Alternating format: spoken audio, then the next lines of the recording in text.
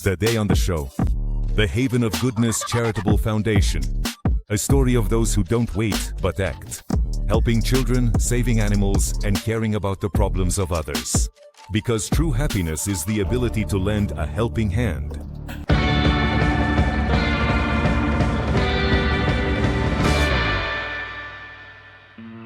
Dear friends, we have a rather unusual episode for you today. We've been together for over 3 months now, and of course to get to know each other better, we need to spend a bit more time. And today we want to share another interesting chapter of our lives about the Haven of Goodness Foundation. I feel particularly passionate about this project of mine for many reasons. It so happened that 2023 was a very difficult, tragic year for us. And I was in such a state that I stepped away from all my businesses, if you can call them that, or anything at all related to work. It was as if I didn't even exist on this earth. A former employee met me near my old workplace. He said his mother was dying in the hospital and he needed money very urgently. I took the situation so personally that I just gave him the money. I asked mutual friends to find out about his mother because I didn't call him, I didn't even have his number. And they told me that there was no mother in the hospital at all. He just had a debt. But because he knew the state I was in at the time, feeling a bit vulnerable and worried, he realized that his debt might affect me emotionally. So, wanting to protect me from any negative impact, he made such a move. I thought that if you want to do something or have such an impulse, you should do it professionally so that help actually reaches those who need it. And by the spring of 2024, the Haven of Goodness Foundation was born. I'm a clinical psychologist by training, and let's say my entire life path has been one way or another connected with helping and supporting people. My mother also has a helping profession, so to speak. She's an educational psychologist. She graduated from the economics department, and then she started working with children with mental disabilities like autism. Maybe our personality structure is just like that. Helpful, we just want to do this. You know, there are people who walk into a room and you just feel their presence. And you know that with these people you can feel at ease. They are, they have so much life and fire in them that it's enough for everyone. No one believed in the success of our project.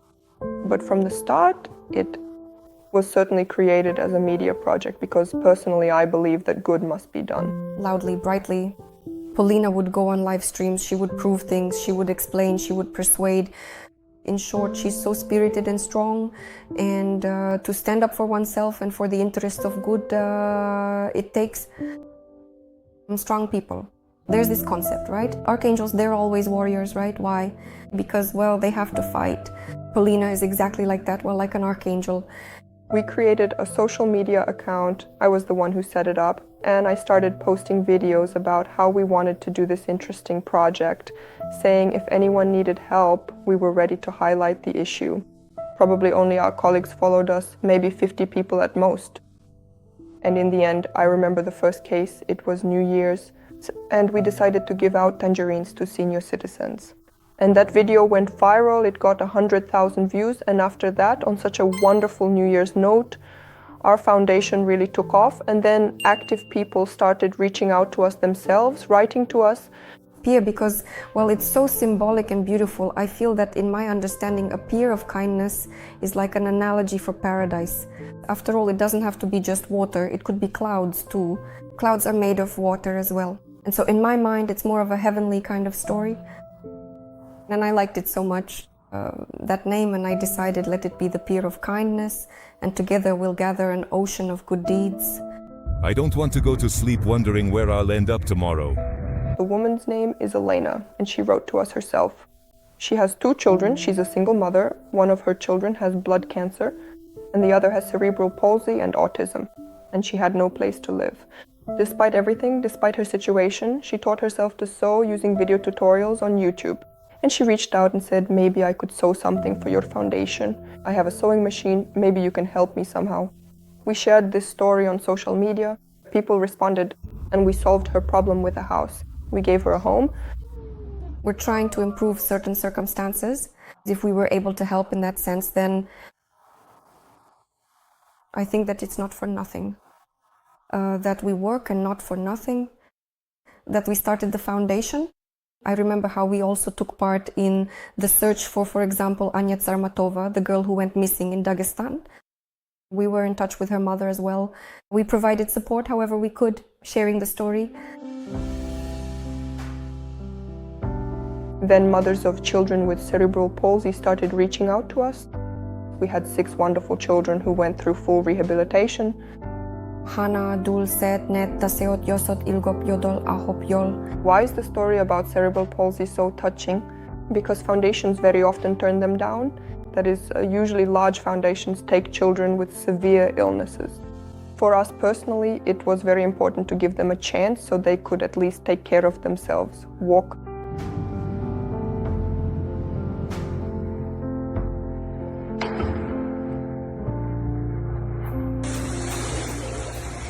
We can't do everything we want. We can't change all the things that we see.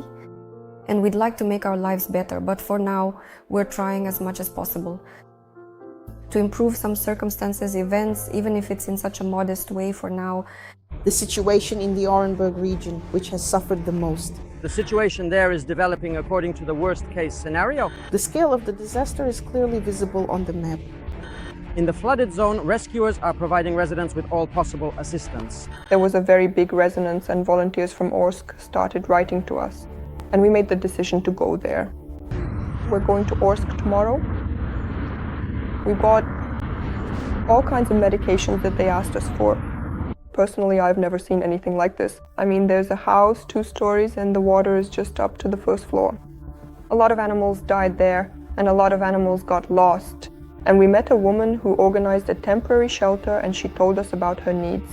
We also showed all of this on social media.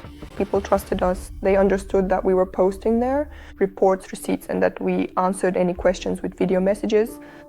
And so, thanks to our followers, we also provided help. We took on the medical side of things because there were many injured animals. We were treating them ourselves too. A sort of crash course in veterinary care because there weren't enough people. After this trip, a lot actually changed in my mindset. And I developed this inner need to help animals as well. And well, when the tasks became too many for us, I realized that I needed someone I could fully trust. Someone who would be just as driven, just as interested in charity work, someone who would find it engaging. And I found this lady right here. So this is Vera. I used to manage some SMM projects in all sorts of niches and different directions. But to be honest, it didn't really bring me any kind of super satisfaction. So I viewed it probably for the most part as just an income, as a job. There was a moment in my life when I almost lost my pet. I treated him for a very long time in the hospital, trying to save him. In the end, he's doing fine now. And maybe that was somehow possibly a sign in my life. I remember that day when I was on the first call before the interview, and then my cat, the one I'd cured, sat on the table. He was purring very loudly, and well, he was getting in the way of the call, and I realized that most likely, yes, this is the place, this is what I should be doing. When I joined the foundation, I took some weight off Polina's shoulders by handling social media. Regarding many social issues, I can say this with confidence. We were trendsetters. We were the first to start talking about it, and then other people began to pick it up. An exquisite collection, candles, the Vera and Slug collections. All our followers love her, and we have over 100,000 followers now. I think it's such a media-savvy foundation. They know her, she's a star, she talks to everyone, and people love her because they see her sincerity and intent, and that's wonderful. We tell difficult stories, we film movies, show them, and talk about life's hardships and complex personal stories. Or about interesting people, for example, who do something good to inspire a desire for kindness in society. Like our latest film about Kaskil Merkanov, which got a very large number of views. That's 150,000, by the way. We went to Dagestan and filmed various scenes. Why did we go to Dagestan? Because they very often throw out cats and mistreat animals. Evil people will never win. Kind people will win. You'll see. A masculine Caucasian man, a maxillofacial surgeon, and he intrigued me so much. He's so colorful, seemingly serious, and even gruff on the outside, yet he helps animals. This bag, I fought with it, and I brought this very bag back from the war. And it's always with me when I'm in the city. I always have medications so that if anything happens, I can jump out, treat a dog, help it, and leave. Anything can happen in life. Strength. Do you know what it is in this case? It's that they can never hit you back. That's where the strength lies. Sometimes we see some news stories and we're just in complete shock ourselves. We want to help, whether that's by spreading important information to others or just by helping out physically in any way we possibly can. To go there, offer support and save someone, and it's like a chain reaction. It's wonderful that we have so many kind people, and not just in our country, they're all over the world.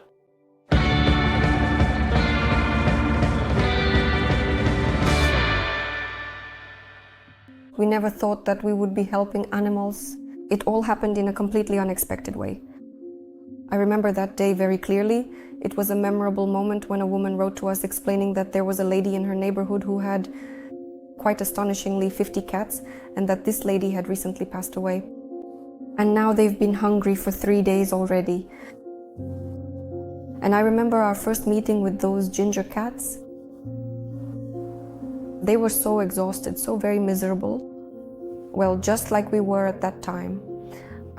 And we thought that maybe we should help them not just once, but try to establish some kind of system, because when you do one-off things, you can never really track the outcome or see how your actions make an impact. Your actions maybe you feed them once or collect some food for someone, but sometimes that's just not enough and it won't solve the problem globally.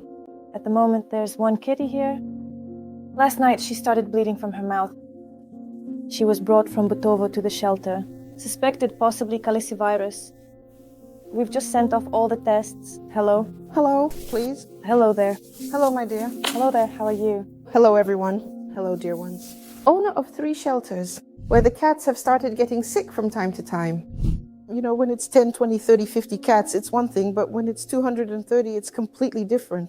Especially since many are older and many have endured very severe stress on the streets. And basically, we have to treat them, save them. Thanks to the teams at several vet clinics who are helping us. At the moment, we have Rozochka here with us right now.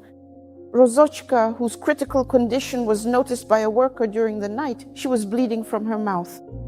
Just like people, they suffer from cancer and viral diseases too. So that's why we have to fight like this. Natalia is that very guardian angel, whose compassion has become a salvation for many animals. Her selfless help knows no weekends or holidays. The blood test will make it clear what's what, but additionally today we're testing for coronavirus, calicivirus, leukemia, and immunodeficiency. There's Natalia, there's us, and that's it. It's impossible not to help her anymore, but actually we've focused specifically on these shelters because our goal right now is also to acquire some premises because they're constantly renting. 1 minute they're being evicted, then something else, then they had a flood. State-run shelters are in a difficult situation. All hope lies, among others, with private shelters that save animals with their own money. We don't sell them and we don't breed them. We take in from the streets what unscrupulous, bad, cruel people have thrown away. If you know that a person, still acts in a way that's not really human, but rather something else entirely, accepting that truth is very, very hard. But honestly, I'm always guided by such things, I always find myself thinking about them. And I always tell myself that when we dislike someone, hate them, or get angry, we're actually bringing those feelings to life, giving them that very life force, energy. Or if we think poorly of someone or think about a bad person, we're essentially giving them a part of our own life force. It's a kind of metaphysical meaning. So it's generally better not to think too much about the bad, not to dwell on bad people, and instead try to focus on the good and do good deeds. At the very least, to fill ourselves with our life force. Good people and give love even more life force, energy and vitality. Because if there's more of it, then there will be less hatred and malice. Something like that. The condition now is more or less, we're stabilizing it. That is, she's already, come back to life. Yesterday the temperature was 35, today it's already 37. Did you measure it the second time for her? Look, her ears are hot. The ears are hot too. Yes, well, measure it then, okay? I usually go to hospitals, go to shelters, film the animals, usually tell backstories, share live video clips from the hospitals. also from our shelter, because it's very important, well, to immerse a person in the story about animals, and this has a very good effect on the rehoming of animals. Here is our main savior and rescuer, Andrei Petrovich Kablov. And this is Alexander. And this is Alexander, his assistant. So we have enough men and women here, all of whom we love very much. There's my golden girl. There we go. Andrei Petrovich, well, where is it leaking from? I just can't tell. Could you please give me the flashlight? The tests are done, but there's no time to wait for them. Doctors are conducting an additional examination to understand the source of the bleeding and stop it promptly. It's pouring here, Andrei Petrovich. Well, as you can see, there are clots here, but But all over, there's a clot here too, this one. it seems to be pouring from all the gums.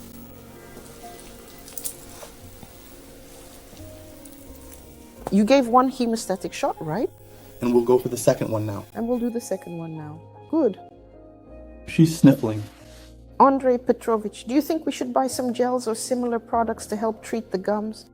No, that's not really necessary. All that later. We shouldn't be touching things here more than necessary. The preliminary diagnosis is calicivirus, a viral disease of cats that affects the upper respiratory tract, oral cavity, and eyes. Well, are there any improvements? Well, what improvements so far? She lost so much blood, and how much did she lose? In a day? In 24 hours, probably. Well, she's a fighter, she'll make it. Andrei Petrovich, last night the temperature was 35. Now we just measured and it's already 37.1. With blood loss, the periphery cools down immediately. Ah, I see. Well, let's continue. Yes, let's continue the drip. Thank you very much, goodbye. Every single day, right? Yeah, totally. You asked her, how's your mood? It's terrible. Yeah, tell me about it. Sophia, hello? Nice to meet you. She helped Andrei Petrovich clean the mouth today. She gives injections, takes care of her, and changes the water. The water has blood in it now. Sophia will help us change it too. The first syringe is almost empty. We'll put the second one in now. We'll keep the IV going until 8 p.m. And at 8, I'll take her to the next building, to the MON hospital, where we currently have 2 animals. There you go, precious. Boris, we're with you. Ordinary people always help, they kind of come together in tough times. Very often we start fundraisers for animals that are in our hospitals. Over the past year, more than 70 or 80 animals, we have already treated and cured them by now. We always share all the latest reports with our followers and people and pin them. Here's the doctor. Hello. Hello. At the moment, the condition is slowly stabilizing. The temperature is already holding steady, slowly showing interest in food and drink.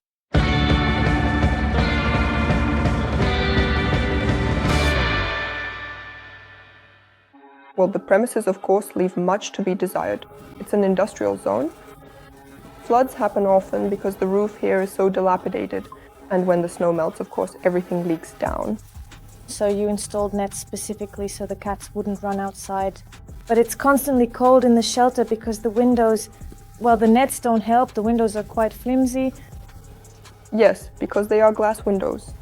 They aren't plastic ones, so it gets chilly sometimes. Following the beaten path, Polina and Vera head up to the shelter. Be careful here, it's quite a steep staircase. Tatiana Nikolaevna.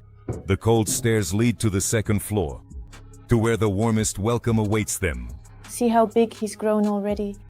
And look at this. Barmeli. From Bulgakov. Tjoma, Tjoma, Tjoma, Tjoma. Barmeli, Tjoma. Good boy. Here she is, the main character. Despite her disability, her life energy is enough to provide salvation to hundreds of sick and abandoned animals. This shelter is located right here, in our Lyubertsy, for 7 years now. We rent the space here, but we only have 2 rooms of 20 meters each. There used to be few cats, 40, 50, 60. This year, unfortunately, because so many were abandoned at Dakas, our numbers grew. Now there are over 100 kitties here. I have 2 female employees here. Well, I'm the shelter owner. I treat them, I take them to forever homes. I do PR, professional photographers come. My girls come from the foundation, yes. The premises are in a very deplorable state, and why is that? Even though we did some renovations there.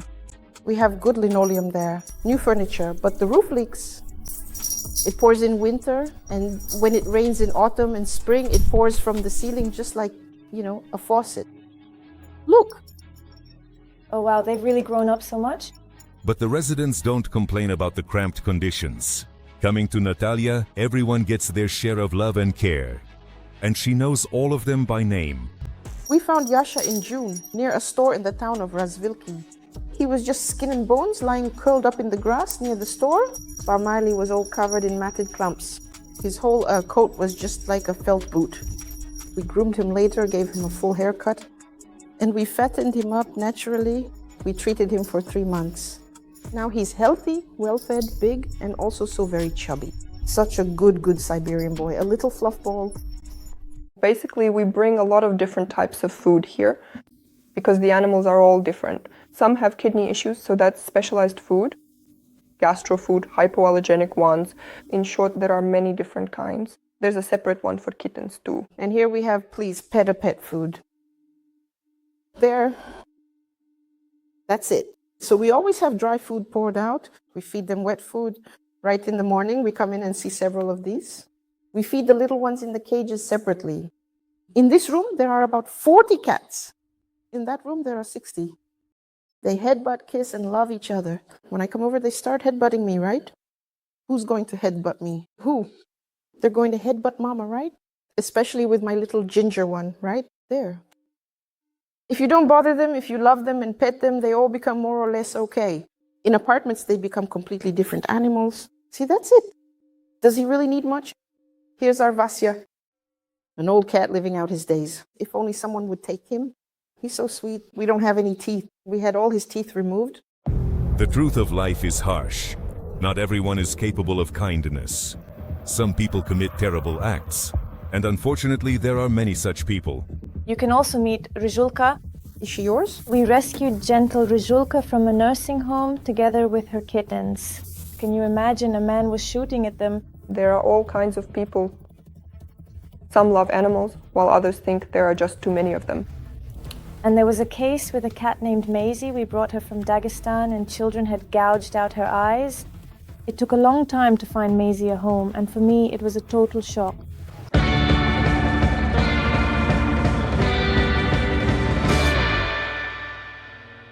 We did what we could. Many people would like to drop off their cats here, but you see, I can't take them all and I can't save everyone. I save those who cross my path or the paths of the volunteers who help me. Polina took Martin from Butsovo from us. She has my gorgeous shelter cat. By the way, that was the first time we met Natalia. It was the first day, the very first time I came to this shelter. He's overcome me. My girls are beauties, smart ones. I love them very much. Yes. That's our funny story, and that wraps it up. A cat one. We currently support 4 shelters for cats and 1 for doggies. This year we even thought about building our own shelter. Well, more interactive, I guess, because not all shelters allow you to just come and have a meeting. We have a female audience, well, for the most part, and we thought, well, why not launch a campaign? So the girls buy lip gloss, they get something lovely and beautiful, and a percentage of sales goes to treating cats, animals, all that. It was written on the product page. Yes, a successful campaign, and we asked people to take photos of their cats and with cats in the background. Cute glosses, and people, well, they supported us, said, yes, of course, let's do it. We try to help not only cats, but also children and everyone. Whomever we can reach, yes, or whoever comes into our field of vision. But of course, when you're in trouble, as I've said many times, the first thing to do is to reach out to people. This has all turned into a job now. It's not just a hobby anymore, it's something serious and global. You feel the responsibility, you read all the comments, positive, sometimes negative, and try to respond to them somehow. I can't imagine my life without Pristan now, because Pristan isn't just a project. It's like real life where they save, they help, and I don't know. For me, it's like a second family, just like that.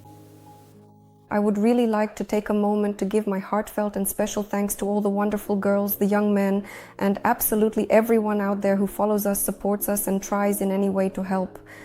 You truly have no idea just how important and meaningful your help and support is to us. Please, if you have the chance, come visit us, do not hesitate, and good deeds or just things you consider good, and may everything be well with you too. Well, we're always with you, and together we'll gather an ocean of good deeds. Your Pristan Dobra. Gloss Through Tears, the first honest beauty reality show. The story of how the Russian brand Latte Beauty fights for survival every day.